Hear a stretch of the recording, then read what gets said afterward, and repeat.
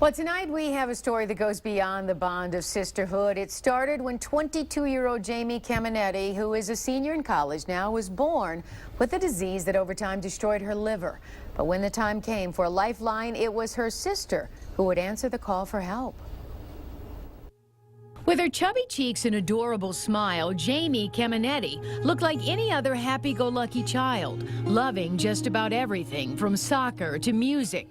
She tried to do everything her older sisters could do, but then... Maybe when I was like 6 years old or 7, I started realizing, okay, I take medicine, I'm not like everyone else. Jamie was born with cystic fibrosis, a chronic disease passed down through families that causes mucus to build up in the lungs.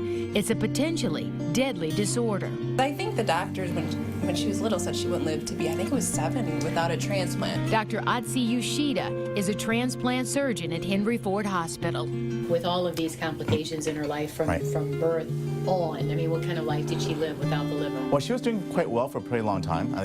She's over 20 years old now, and she's done quite well for a long time with her liver disease. But as she's gotten older and older, she's gotten more and more fatigued. As a college student, she could not keep up with the other students without feeling exhausted. Then in August of 2012, cancerous tumors were growing in her liver. Her reaction? I have no control of it. Right then it was kind of like, okay, God has a reason for this, and I'm going to try to do the best I can to stay relaxed. She needed a donor, and her sister Melissa wanted to be the one to save her life. As soon as I heard, I mean, it was something I really wanted to do. You know, I've been blessed. God's given me a very healthy body. It was God in her life and stuff who gave her that desire, the love to want to make such a huge sacrifice. Melissa was a perfect match. They underwent the transplant at Henry Ford Hospital about 9 months ago.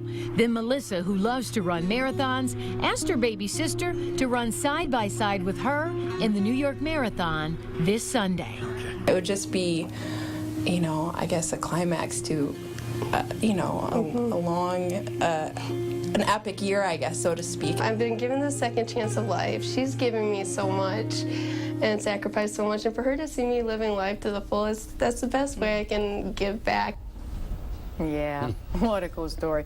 Nearly 16,000 people are in need of a liver transplant, just like Jamie, right now, though. And about 1,500 will die waiting every year.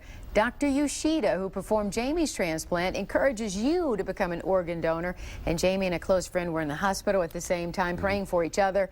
He died, but she survived. So her message to others is to cherish life, because tomorrow is certainly not promised. And I think the fact they're both running the marathon goes a long way to show that both the donor and the recipient can get back to really good health. I mean, absolutely. They have no complications, and Henry Ford has a really good track record. I think they've done 100 transplants, no complications. So they're doing just fine, and they're from a really religious family, so, you know, they believe in the Lord, and they believe they're blessed. All right. Great story. Thank you so much.